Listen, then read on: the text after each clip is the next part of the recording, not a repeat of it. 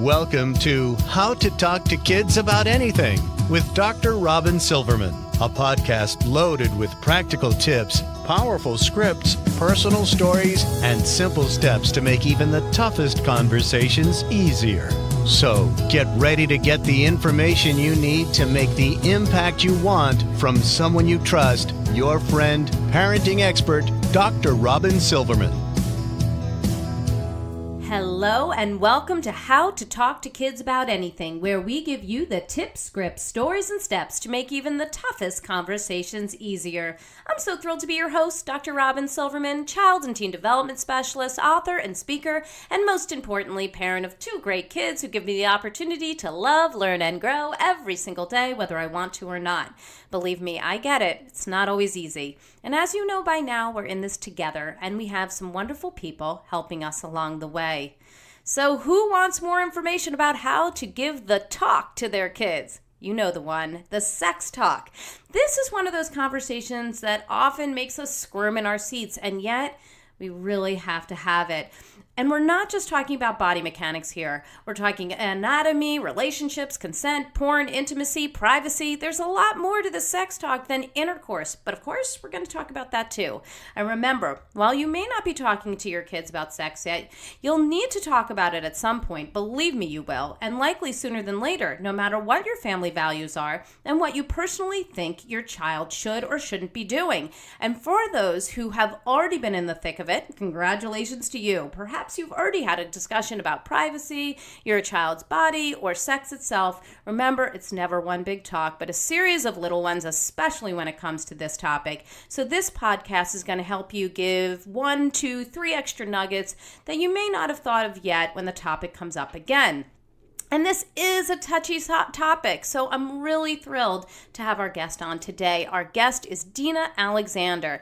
Now, Dina Alexander is the founder and president of Educate and Empower Kids. That's educateempowerkids.org. An organization determined to strengthen families by teaching digital citizenship, media literacy, and healthy sexuality education, including education about the dangers of online porn. She is the creator of How to Talk to Your Kids About Pornography and the 30 Days of Sex Talks and 30 Days to a Stronger Child programs. She received her master's degree in recreation therapy from the University of Utah and her bachelor's from Brigham Young University. She is an amazing mom, loves spending time with her husband and 3 kids, and we are so excited she's spending time with us today. We're thrilled you're here. Dina Alexander, thank you so much for joining us on How to Talk to Kids About Anything. You're welcome. Thanks for having me on. Before we get into the meat of the matter, for those who haven't had the opportunity and pleasure to meet you or read your books, would you just take a moment to tell us what gets you up in the morning? What are you passionate about? And why in the world the topic of how to talk to kids about sex and porn and all that goes along with those particular topics? That's a great question. People ask me all the time, like, okay, how do you do this? Why do you do this all day long? Why? Why do you talk about sex and online, the online world all day long? And I'm like, this is definitely my world. I've got 3 amazing kids and I am literally right in the thick of it. I've got a 16, a 13, almost 14-year-old and an 11-year-old. And so these are topics that affect me on a daily basis. So we have many discussions about healthy intimacy, about social media, various online worlds, and we're kind of trying to help parents understand that our online identity is merging with our offline identity. Mm-hmm. So our goal is to kind of help parents get that idea, help us imagine a better world for our kids through technology. We've spent a lot of time, I myself have been fearful, have been, frustrated by the constant barrage of imagery, pornography, and negative messages about intimacy throughout the years. But our goal, what gets me up every day is the idea of helping kids create a better world through technology, whether that's through new devices that we create, whether that's new platforms that we haven't even imagined, but just helping all of us create a better world using this amazing technology that allows us to connect to people all over the world. Oh, so awesome. And this is one of those conversations just so necessary. I think it's one of the most highly requested conversations because people don't know where to start. I remember having a conversation with one of my friends, and she, told me that her child brought something up related to sex, and she just changed the subject to like, who wants ice cream? It's just, what are we doing right now? You want to watch a movie? It's just makes people so uncomfortable. So given that this sex talk makes parents feel somewhere between nervous and want to throw up, and leave the building, how can parents overcome this crazy fear, this trepidation they sometimes feel when approaching those sex talks? Well, I think there's a number of things we can do. One of the things that has helped us, and with the many, many parents that we've worked with, is to first look at it differently. Look at these talks as an opportunity. This is not the end of the world. I honestly feel like most of us look at this in an awkward way because we've been socialized to believe it's awkward. Mm-hmm. We've been told dozens of times throughout our lives, oh, it's awkward. Oh, you don't want to have that conversation. When really, when you get down to the heart of it, get to the meat of it, it's like, and once you start, most parents realize this is no big deal. I've got this. I can totally do this. And by seeing it as an opportunity to grow closer to your child, you will create that environment, that special environment that your kids are seeking after of, oh, I can ask my mom anything. That's the ultimate goal for me, is that I want my kids to have a home where they can ask me anything without criticism, without judgment. And so if I look at these difficult conversations as an opportunity to grow closer, I will be a better teacher.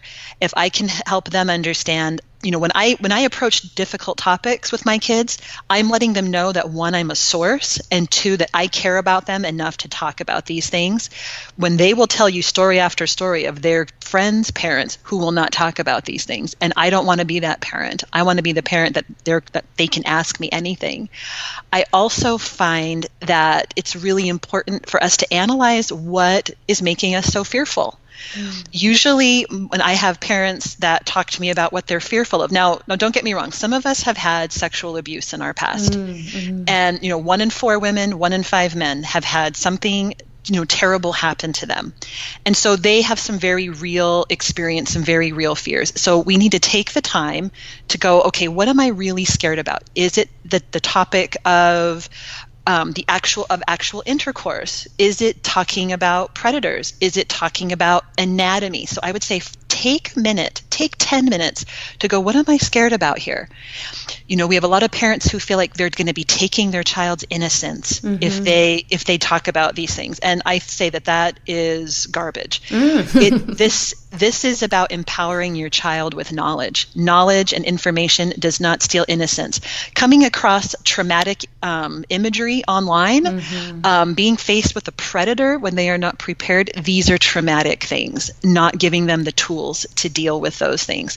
So I would say take some time to analyze your fears. And what I find when I work one-on-one with parents, once they boil it down, it's usually only 1 or 2 topics that they are really scared about. It's not the whole thing. And so take some time to see what you're really fearful of.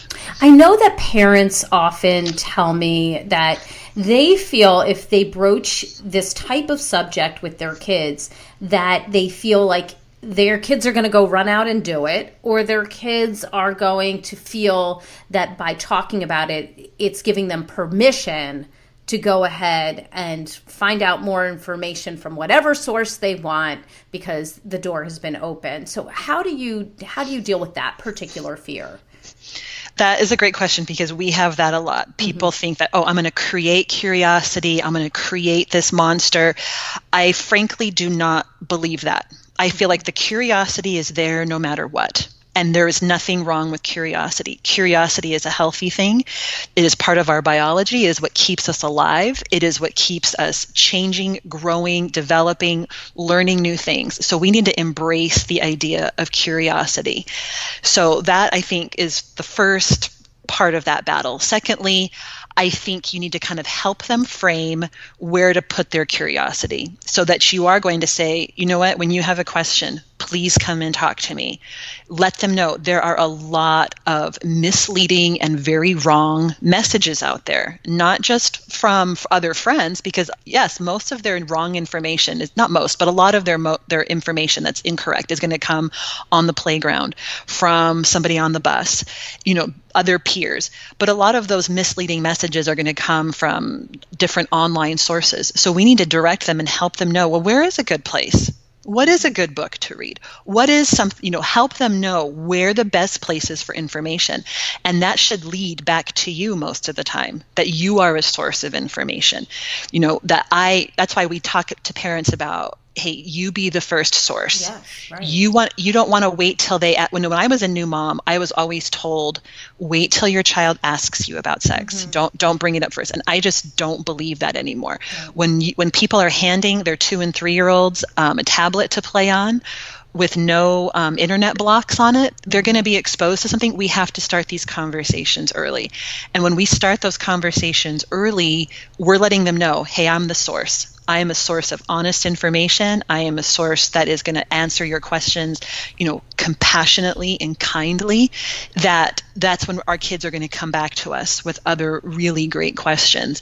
And that's a good thing. We want to be asked those questions. We want to be the source, but also let them know where are some good places that they can find good information. And that's going to be according to your values. Mm-hmm. There are some websites that some parents love and that other people hate. Mm-hmm. You need to help your kids know where you're comfortable getting healthy sexual information. Right. And you want to be the one that they can trust, and that they know that if they ask you a question, you're going to give them the good information, the honest information. And that way they don't have to go to all these other places to find out what it is that you may not be wanting to tell them.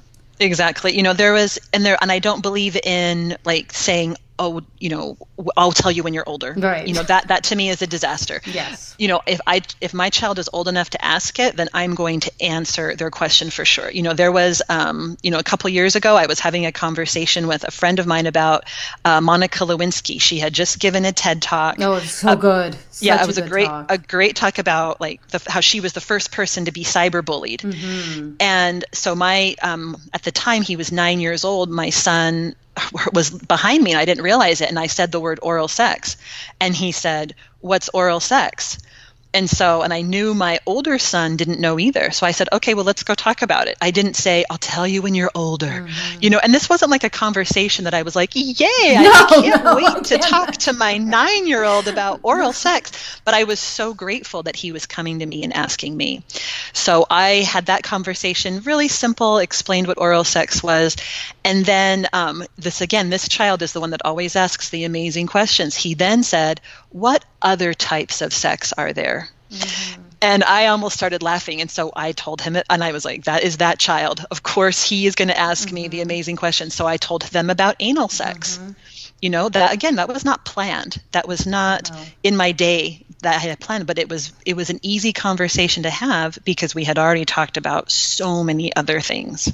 So how do you start those kinds of conversations? I mean, you're saying you had them, but I'm sure that there are people that are just listening to this, shaking their heads, going, "If I was in that circumstance, I don't even know. I'd stick my head in the oven. I don't know what I would do." So tell me, how do we start those conversations? We're so uncomfortable. This is not information we wanted to share, and yet here we are, and the child is in front of us. So what do we say?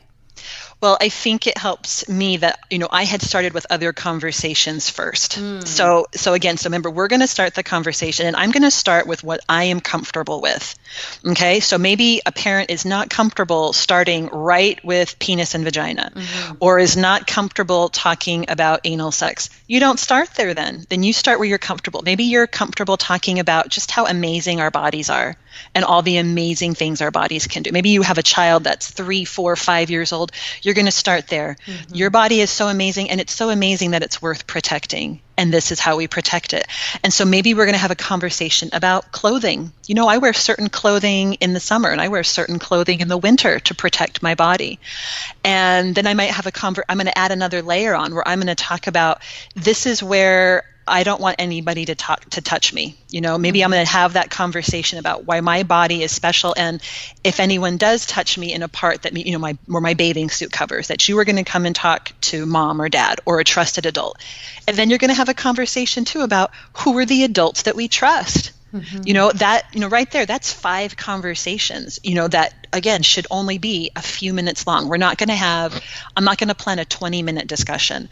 When we have done these, when we have recommended these, we say you should plan this out for 5 minutes and then plan a 5-minute discussion. Now, what we also find that it's because you open that door, your kids are going to come back to you with more questions. What usually happens to us then is that it becomes a 30-40-minute discussion. But so I'm going to start, with, we have to have a goal in mind. Maybe your child is really young. So your goal might be protective information. I need to give my 5-6-year-old protective information. So I'm going to have a discussion about their amazing body, their anatomy, so that they understand how their body functions and works. How many little girls don't know that their vagina is separate from their urethra? When we think of that as, that is not a shocking discussion. That's a simple anatomy lesson that our kids should know how their bodies work and that they are so awesome, right? So starting there, and then maybe you're going to layer on a discussion about predators. This is also a tough topic for a lot of people, again, because of experiences we've had, but it's something that we need to discuss and we need to repeat. Who is that small circle of friends that we really trust, that we really, that care for us. So once we've had those kind of, I think, foundational discussions, then that helps us to get ready for the tougher topics, the things that maybe we don't want to talk about, where we are going to talk about preparing for puberty. Maybe you're going to talk about the menstrual cycle, and then you're ready to talk about the physical mechanics of sex. Now, again, a lot of parents, we think we're done. Now, we think we're done because we've talked about penis and vagina. Okay. But again, we don't live in that world anymore. Okay. A lot of people are, have chosen or are born with, gay tendencies, or that they themselves are gay or lesbian, transgender. It's time to start talking about these things in a loving, kind manner. We always talk about, I want to be the first to know, because every single one of my gay and lesbian friends has told me how long they struggled and suffered with this for years before they had that conversation with their parents. I don't want that to be me. I want to be the first to know, not the last to know. Right. So again, we're not going to just have a discussion about, heterosexual, typical traditional sex. We're going to start talking about oral sex and anal sex, and again, so you're going to start so even on that topic of the mechanics of sex, right? We're super uncomfortable. We don't want to do this. Where are we going to start? Think about where are you comfortable? Where are you comfortable? We're going to talk about maybe, hey, where do babies come from? Now, usually when we have these, I believe in starting out with I call it a temperature question. You're going to take your child's temperature, right? Where you're finding out, what do they know? Where are they at? So that you can meet them where they're at. So maybe if you're ready to talk about this, you're going to say, well, what do you know? Where do you think babies come from? Or what do you know about, maybe you'll see a friend that's pregnant or someone on the street. Use those everyday opportunities around you. Maybe you even see 2 animals having sex. Use that opportunity. It's okay to draw your kids' attention to 2 squirrels or 2 dogs and to say, what's going on there? Do you know what's happening there? And then taking their temperature and seeing what they know about that. And then seeing what they know about, have they heard the word sperm? Do they know that a sperm and an egg connect to create a child? Do they know that? Ask that question. Talk about, again, find that part that you are comfortable talking about. Maybe with the physical mechanics of sex, maybe you're comfortable talking about the steps leading up to it. Then start there. Hey, you don't have sex, the first hour you meet. What are the steps that lead to sexual intercourse? And so having that discussion. Then when you're comfortable, as you take their temperature, you're going to give them information that they need. Is that about an erection? Is that discussing the clitoris and what the clitoris does, and again, thinking about your child's age. Again, a lot of people think, oh, well, that's something I'm going to wait to talk about when they're 12, 13 years old. You're not going to wait that long, okay? I know a lot of people are just like, no, let me put my hands over my ears, la la la, I can't hear you. And I wish, we wish that was the world that we lived in. But when kids are exposed, the average age of exposure to pornography is age 11. Mm-hmm. So we've got to have had these, we need to have these questions before that, have these discussions. And again, so you're going to start where you're comfortable. Is it a discussion of anatomy? To me, anatomy is a very comfortable place to start. But that also might be because my spouse is a doctor, right? And so that is a very easy place for us to discuss how amazing and intricate our bodies are. So again, find where you're comfortable. Is it a discussion of curiosity? Maybe you saw your child looking at pornography. This is becoming so incredibly common. Mm-hmm. And if that, go ahead and use that opportunity. Okay, don't start yelling and screaming. Okay, that doesn't work. But have that conversation. What have you seen? What do you think about that? Mm-hmm. Tell me what you've seen. Tell me about that. How did it make you feel? Do you feel like that's an accurate portrayal of sex?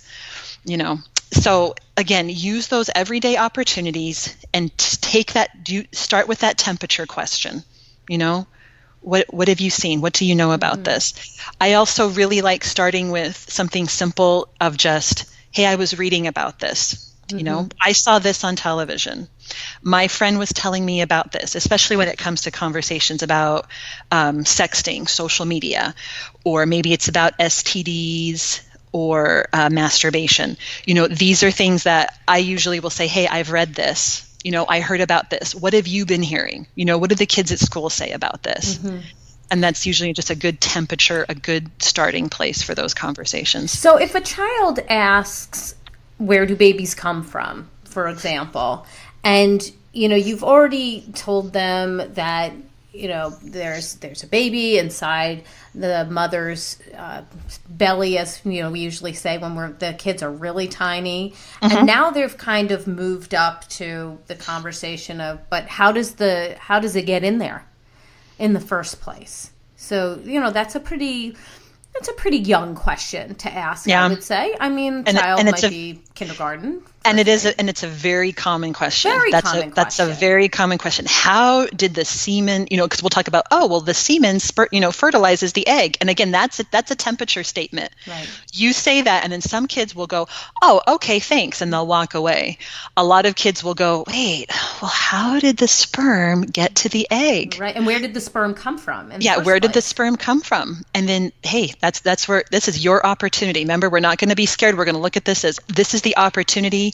They trust me to have this conversation. Here I go. And I'm going to go ahead and tell them, well, a man puts his penis inside a woman's vagina. And again, then you wait, you look at their face, see if and they're like, see, what? If you see horror, whatever, you just keep going, you keep, okay, do you understand that? And then they might have a follow-up question. Say, you can ask them, do you understand, that a man places his penis inside a woman's vagina? And then they'll come back to you with the next question. Sometimes it's, does that hurt? Mm-hmm. Why do they do that? How do they do that? And then of course they're going to ask, have you done that? Right, which is the question, or even worse, when did you start doing that? Did you only do it when you were, and my kids, we adopted both of my kids. So mm-hmm. what's the explanation there? So that they would be like, wait a second, so you didn't do this. And so the conversation has to go into having sex when there's no baby making involved. That's right. And then that's where you talk about, again, how this is again, your opportunity to frame sex how you want it to be framed in your home, where you can talk about how amazing this is and what a bonding experience is between you and your partner. Mm-hmm. Where, hey, yeah, people have sex to have children, but hey, most of the time we're not doing it for procreation. We're doing it because it's fun, because I love my partner, and this is a great way to show love towards them, and this is a great way to bind us together as a partnership, and again, that's where and then you and then you ask them, do you understand this? Do you understand? And then that's also the opportunity of where you can put your standards there. Right. This is where you put your values. A lot of parents are afraid to put values, and I'm like, this is your home. Right. Your kids need a guideline, and then that is where you can talk about, hey, this is when I think it's appropriate to have sex. If you feel like your kids don't need a relationship, that, hey, it's okay to experiment, when they're in college or whenever. You need to express those honest views. If you are somebody that is deeply religious, you need to express what your views and your standards, because this is where you start setting the expectation. Right, in your home, where maybe this is going to accompany a discussion about birth control and condoms and STDs, but maybe it's not going to go in that direction. Again, we have to remember, and this is hard for me sometimes, because again, having studied this and having done this for so long, I think I know best, but I have to remember that these conversations are not about me. They're about my kids, right? What do they need to know? That this is their but what do they need to know? What is going to help them be a happy, successful adult? So that is where, but also considering it is my home, and I have certain expectations and certain standards in my home of what I expect, from my children, and how they treat their partners and how they treat themselves. And something we talk about a lot in our home is bodily integrity. And that is the idea that, my body belongs to me, and that I am going to choose that sex with me. And, when my children decide to have sex, that it is a privilege, not an obligation for them to have sex, but it is a privilege to have sex with them. And that it's not something that's going to, happen on the first date, because that is the standard in my home. That's what I value. But again, you do it according to your values in your home. Right. And I'm imagining that the parents who are listening to this are thinking, all right, well, I'm having this conversation, and they say, all right, well, when can I have sex? And the child is a young child. And, then I would imagine they would also ask, when did you have sex? So if it is that the parent feels that they made a mistake, they had sex too early, or they feel like they had sex with the wrong people, or, made some choices that they wish they hadn't. Is that the kind of conversation that you would want to have with your child as they're asking these types of questions? I think so. I really think so, because again, we have, I tell my kids every day, I make mistakes every day. Yes. Tons. And again, and that's also where we need to teach our kids, you're going to make mistakes, and you need to forgive yourself. You need to speak kindly to yourself, and that's something that I feel like our parents' generation really missed out on. Our parents were literally taught that part of the sex talk was a good, healthy dose of shame, and we don't do that anymore. But we, again, a 7-8-year-old, that's where you're going to decide, hey, am I going to talk to them about when I first had sex? You decide that, but I think it is okay to say, because when I talk to most women, very few women feel like they had sex at the right time. Right. Most of my girlfriends feel like they had sex way too young. Right. And that's okay to say, hey, you know what, I messed up. I wish I had waited just a little bit longer. Or I think I should have waited for this type of partner who would treat me like this, or who was committed to me, or who loved me like A, B, C, D. So it's okay to say those things, to use your mistakes as a teaching tool. I use my mistakes when I'm talking about math with my kid, when I'm talking about algebra, when I'm talking about how I drive, when I'm teaching my kids how to drive, I talk about the mistakes I made as a teenager, or the mistakes I make now. Again, take that trepidation away from this discussion, where it's like, yeah, hey, sex, you're going to, I've made mistakes, hey, I did it perfectly right, and this is what I want for you. Do you feel like there are specific do's and don'ts with this conversation? Are there steps you can take, like first do this, then do that? Like what do you recommend? Well, for the younger kids, we already talked about starting with those super simple discussions, of anatomy, my amazing body. We're talking about predators, again, in that 8 to 11 range. Now, again, remember, these are not conversations that we just have one time, because our kids forget, and we need to layer information on. When we have a discussion about anatomy with a 3 and 4-year-old, they really just aren't going to understand a discussion of the clitoris, right. Or, the difference between, an erection. They might understand a spontaneous erection, but that's it. Like they're not going to understand anything beyond that or anything. It's not sexual to them. Do you know what I mean? Right. So that's again where we have to add that other layer on in that 8 to 11 age range, where I think it's important, we get so hung up again on the mechanics of sex. This is where we also have to start talking about the emotional part of sex, right. So we got to add that into that. We also need to talk about healthy relationships very early on. So this is also another great place to start if you don't want to get right to the mechanics, talk about the emotional parts of sex.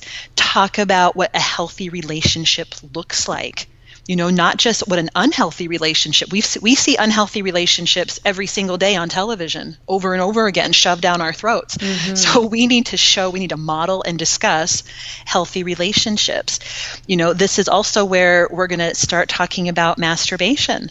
And we're going to take the shame out of that discussion. We're going to talk about the natural part of masturbation, how a lot of parents freak out about the masturbation discussion, or they email us or they call us because their 5-year-old is masturbating.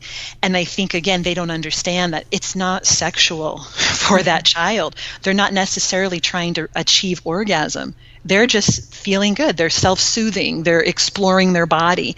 So again, helping them understand, that's right, you have an amazing body. So I've also recommended a lot especially for young girls, 8, 9-year-old girls, let them have a mirror and look at their vagina. So a lot of people are like, oh my God. Yes, I'm sure they are right now. They're listening, going, what in the world, lady? And again, it's like, this is just a normal part of their anatomy. Girls can't see their vagina just by looking in the mirror. They need to know what it looks like. They need to understand the difference between where their urine comes out and where their vagina is, Make it normal. Help them normalize this part of their body. This is part of protecting it, is by telling them, yeah, that's a special part of your body, but it's worth protecting. Right. But I want you to know what it looks like. Again, this is knowledge. This is nothing salacious. This to me is the same as showing them their elbow. Or so interesting. Yes. Or their eyeball. I can look in the mirror and see my eye. I can't look straight in the mirror and see all the parts of my vulva and my vagina. And a girl needs to know what she looks like down there, especially if she has a urinary tract infection, if she gets some kind of sickness, if something happens to her where she needs to be able to express to you, this is what happened to me, or maybe I have a burning or a pain down there, or maybe this man touched me there. This boy, whatever. They need to be able to explain that. So again, this is just information about, so that they are normalizing. That's right. This is nothing shameful. Hey, it's just part of my body. I'm going to keep it protected, but it is just another piece of my anatomy. So these are like good starting points, so that again, as they're getting older, as we start talking about predators, as we start talking about sexting and social media, those are huge conversation starters. And those are easy because they are everywhere in our culture. There are stories about sexting, about problems with social media coming everywhere. These are great, door openers for us to talk about various sexual behavior. My guess is that this often isn't our choice in terms of, first I'm going to talk about bodies with you, and then we're going to go, next week where our session will be on, a mirror and your anatomy, because they probably ask their questions in whatever order comes to mind, and that may not suit you as exactly the way you'd like it to be. That's right. No, they certainly won't. But also, again, because I went to the National Sex Ed Conference last December, and I was really surprised at how little there was discussed about sexting and social media. And I went to a meeting toward the end of people that maybe want to present next year. And I remember bringing up to the group, I can't believe how little was discussed about technology here, when so many of our kids are doing everything but the act on on technology. And every head in the room started nodding yes. These were all sex educators who they get it, that this is where relationships are being built. We don't like this as adults, as parents, because this is not how we're using social media. But we need to wrap our heads around the fact that so much of kids' quote unquote relationships, including dating, is happening online through social media usually. So that's where we need to be discussing that, and why that's a great door opener to discussing relationships, sexual activity. That's just a great place to start. We can use that, again, we can initiate that conversation. Right. It's not the cyber world anymore. This is just their life. It's not cyber life versus regular life, in real life. It is all just their life. So we have to just make sure we know that, and we incorporate it. And if we don't understand it ourselves, we have to go look and learn and understand it. So let's get into it a little bit, because I know this is uncomfortable for most people, and we certainly didn't learn this way. But why should we have a discussion about pornography when we're trying to have a conversation about healthy sexuality, especially when we say, hey, I don't agree with that. I don't like it. I don't want my child learning anything about that. Yeah, absolutely. Whether we like it or not, pornography right now is basically the number one sex educator of our kids. Gosh, just alarming, right? It has been, as I've researched this over the years, and it just keeps getting worse and worse. Not only because of the availability that's constant, but the level of violence against usually women is just over the top. I've gone to the websites from the porn industry themselves, where they are telling their pornographers, go to Snapchat, go to Instagram, because that is where our kids are. Oh gosh. They are literally, targeting our kids, and because they know that if they can hook them young, they have a lifetime customer. That's a lot of money coming their way. It's perfect for them. Sure. Yeah, absolutely. And so again, that's where we need to have a discussion about pornography, where we need to help our kids understand this is counterfeit. This is not created for education. It is not artistic. These are usually exploited women who are almost always portrayed in a position of powerlessness. And this is where I worry that we have literally every future lawyer, doctor, policeman being raised on a diet of pornography. Oh gosh. Where they are seeing this constantly and thinking, where we have, boys thinking, that's what girls want. Oh, she starts out saying no, no, no, but then at some point she always says yes. And then how confusing is that? And then we wonder why we live in a rape culture. Right. And then we have girls who they think, I'm supposed to act like that. Oh, that's what boys like. Right, I'm supposed to act like that. I'm supposed to look like that. Exactly. Yes. And so that's where we have a lot of girls on social media. They're cutting out the middleman these days, and they themselves are creating their own versions of pornography. Now, they might not be showing fully naked pictures of themselves. Right. Some are, but they're showing very hypersexualized pictures of themselves. And that is, again, because they feel like, I have to create that. I have to, you and I, when we were teenagers, we wanted maybe boys to like us. Right. We wanted to be cute, but our sexual availability was not part of our self-esteem equation. Exactly. Maybe our looks were, and our intelligence was, and how we got along, but how available we were was not part of the equation. That's now become part of the equation for girls. And we need to kind of turn that around. That's again where we have to talk about these tough topics. We don't want to talk about this, but we've got to. That is the world we live in, is that we need to discuss, hey, pornography is not accurate. They are creating it for entertainment of the viewer. What they do in there is not healthy. It is not a loving, intimate relationship. Help your kids understand that there is no intimacy in pornography. There's no hugging, kissing, holding, loving, caressing. It is about the act itself, and that again is a great topic to have with your kids about just what is intimacy? What do you want in a relationship?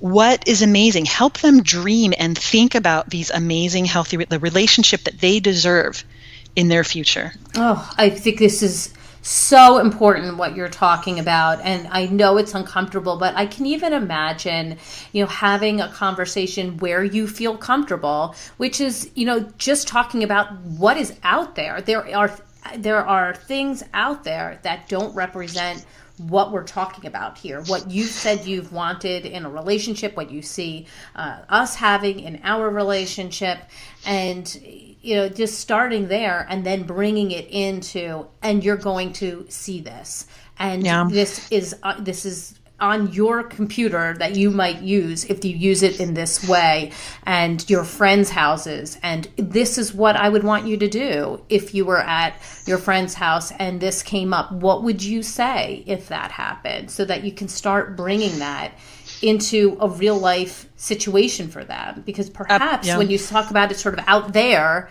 they think, all right, I get it. We don't want that. But not thinking to themselves, they might see it tomorrow. Absolutely. Yeah. And helping them know, where is the number one place that kids are being exposed? It's no longer desktop computers. Right. It's right on their phone. Right. That my daughter, is in high school. She sees boys at lunch. They're all standing around a phone. They're watching porn, And so, if they were smoking cigarettes, they'd be expelled in a second. Right. But they're watching pornography. And there are sometimes teachers who just walk by and say, put that away. That's all that's happening, even though it's just as illegal to distribute pornography to a kid as it would be to distribute cigarettes to a kid. We don't have those protections. So again, that's where we need to say, you are going to be exposed. Let's come up with a plan. How can we get, especially for those young kids who will most likely be traumatized by what they see, we need to help them have a plan. Hey, you get away from it.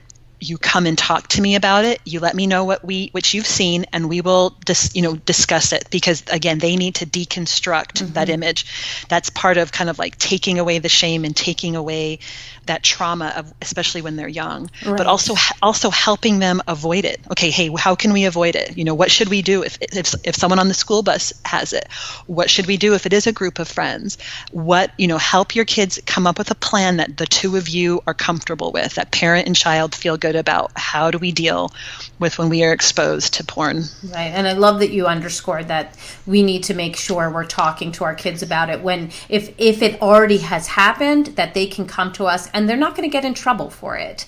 That they're able to say, this is what happened and this is what I saw. A friend of mine just told me about this, that, their child did see it and they admitted it to their parent and they wanted to talk about it. Okay, this happened and I said it didn't happen, but now I'm coming clean and saying, yeah, it happened, and I need to discuss this because I'm feeling really strange about it.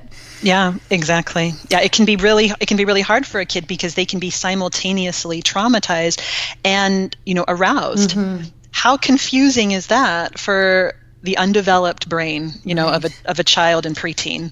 So we need to again help them, understand what they've seen, and then again help them just understand this is not real. This is not real love. This is not a great relationship. You deserve better than this. So once we've had this conversation, and we've had the conversation about sex, are we done? Like, can we move on? I wish we could, but like I say to people, I'm like, we just don't check off parenting. No. Especially as, I think in the last 5 years, how sex has changed in this country, around the world, because of social media, because of technology, because of dating apps and hookup apps, it is going to keep changing that quickly. And so we need to be very intentional in discussing these things over and over again, even when our kids are in college and out of the house, reminding them of what consent really is, reminding them of what a healthy relationship is, helping our kids understand what sex and alcohol mixed together does to us, how body image affects our sex life. Again, this is where we can have really great conversations, especially as they're teenagers. We're not just going to talk about the negative parts of sex. Right, sure. Let's talk about the positive, talk about orgasm. It's okay to help your child understand how an orgasm is achieved. It doesn't mean that they're going to go out tomorrow and have sex and immediately, find a partner. That's something that we laugh about. Like, it's okay to teach your child pleasure, that it should be a pleasurable, good thing. This will also help them make better decisions. Is this person really going to help me have a great sexual experience? Then no, then maybe I'm not going to give them my consent. Mm-hmm. Again, giving them that full picture, like we don't check it off, just like we don't check off parenting. When I was a child and I learned math in elementary school, I did probably 1,000 worksheets to learn how to add and subtract. Right. So we're going to have dozens of conversations about healthy intimacy and healthy sexuality, building those healthy relationships. Mm-hmm. And keeping those doors open for the conversation to evolve, especially as your child thinks about it more. Because they may have a conversation with you on Tuesday and you think it's done, but their Friday night comes along and all of a sudden they're at your door, or you're in the car, which is always when things happen, right? And you're driving along and you're at the stop sign and it's all of a sudden, here we go again.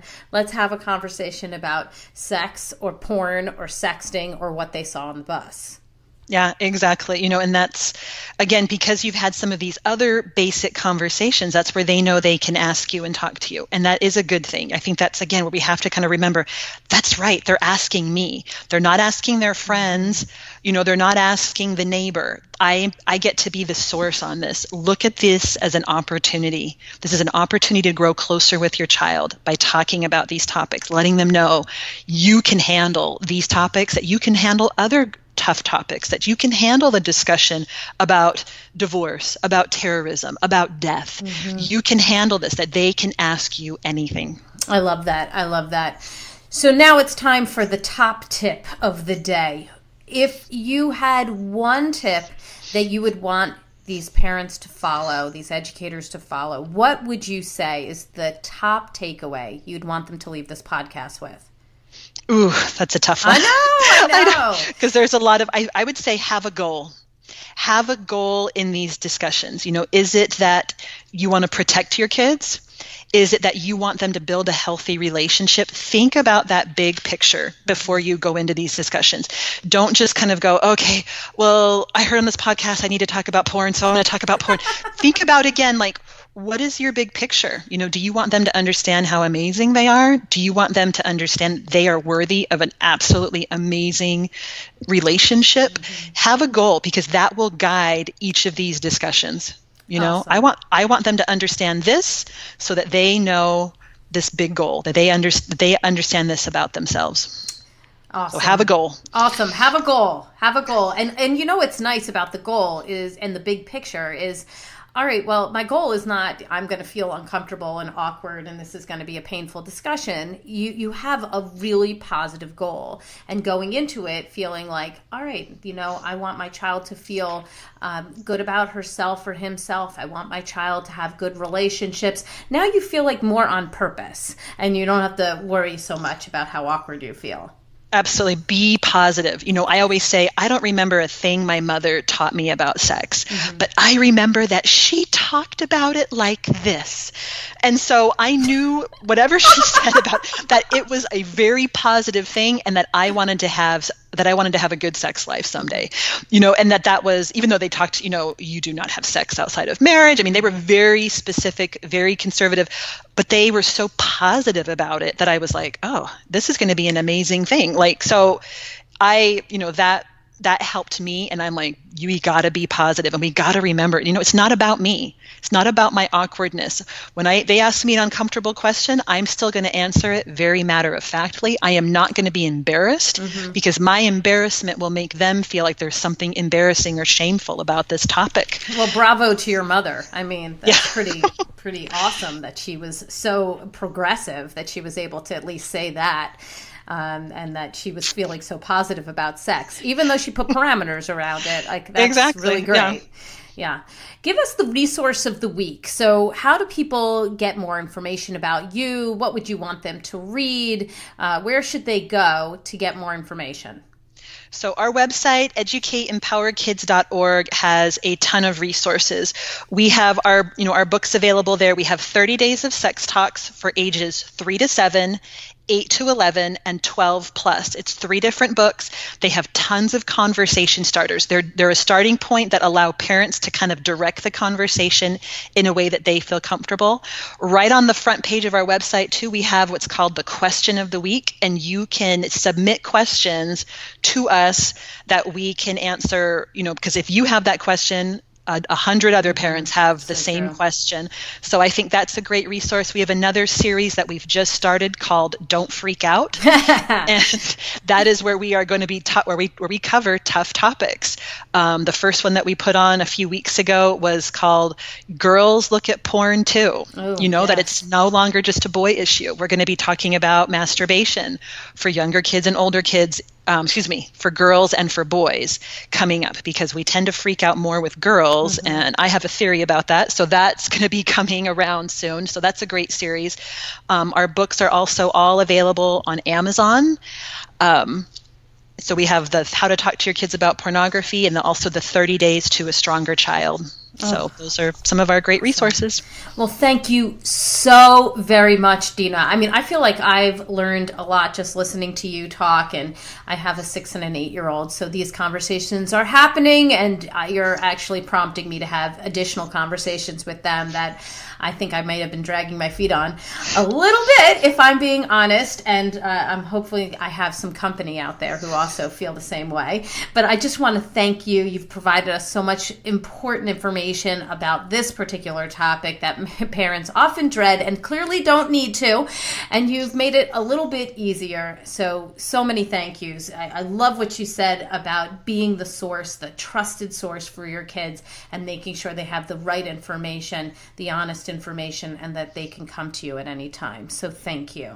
Thank you. I've got my takeaways, and everyone else out there, I hope you have yours. Let's discuss them. Come up on Facebook. Let's go to the Dr. Robyn Silverman page. That's facebook.com/Dr. Robyn Silverman, and let's talk about it. Or we can go to drrobynsilverman.com, twitter.com/Dr. Robyn. And if you love this podcast like I did, and boy, I really loved it because I needed this information myself, would you kindly go up to iTunes and rate it so that others can learn about this outstanding resource and share it and let people know about it? I really would appreciate it. That's all the time we have for today. Thank you so much for tuning in to How to Talk to Kids About Anything. For more information on books, articles, speaking engagements, or curriculum, please visit drrobynsilverman.com. I look forward to weathering the storms and enjoying the sunny side of life together. And please remember, even when it seems like nothing is going right, and we have those days, we all do, you've got this. Even if you've made mistakes, you've got this. You're here, you're human, you're getting the information you need, and on the days that we fall short, and all of us have them, never forget there's always tomorrow. Parenting is the ultimate do-over. I get it. And as there are moments when we doubt our know-how, our choices, our sweet, sweet sanity, please know that you are 10 times the parent you think you are. Until next time, this is Dr. Robyn Silverman with How to Talk to Kids About Anything. Please tune in again and keep connecting through conversation. See you next week. You've been listening to How to Talk to Kids About Anything with Dr. Robyn Silverman. For more information on books, articles, speaking engagements, or curriculum, please visit drrobynsilverman.com.